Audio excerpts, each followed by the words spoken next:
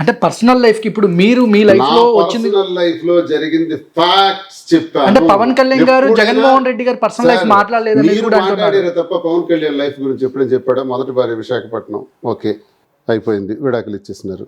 రెండో భార్య రేణుకా దేశాయికి వివాహం చేసుకున్నారు. రేణు దేశాయికి వివాహం చేసుకున్న తర్వాత మూడో వ్యక్తితో ప్రెగ్నెన్సీ వచ్చింది. ఈ మాట నేను అడగల, రేణు దేశాయి అడిగారు. నాతో వివాహ బంధువులో ఉండగానే మూడో వ్యక్తికి ప్రెగ్నెన్సీ వచ్చిందని అంటే అక్కడికి 6 నెలల తర్వాత డివోర్స్ అయింది. ఓకే, ఇవన్నీ రేణు దేశాయి చెబితే మనకు తెలిసాయి. రేణు దేశాయి చెప్పారు కాబట్టి ఈ మాటలు ఆవిడని కూడా ట్రోల్ చేసి పడేసినారు. ఎవరు? ఈ పవన్ కళ్యాణ్ ఫ్యాన్స్ అంట, ఆమెను కూడా ట్రోల్ చేసి పడేశారు.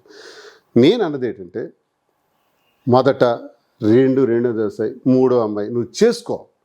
ఒక రాజకీయ నాయకుడిగా ఉండేటప్పుడు ప్రజలకు వాస్తవాలు చెప్పాలి, చెప్పే దమ్ము నీకుందా? నేను చెప్పా. ఎప్పుడు చెప్పారు? మీ వైఫ్ బయటకు వచ్చి చెప్పాక మీరు చెప్పారు. చెప్పాను, చెప్పకూడదు జనాలకు తెలియదు కదా, మీ ఊర్లో జనాలకు తెలుసు, బయట చెప్పాల్సిన అవసరం మాకే, మా ఊర్లో కదా మేము కంటెస్ట్ చేస్తాం.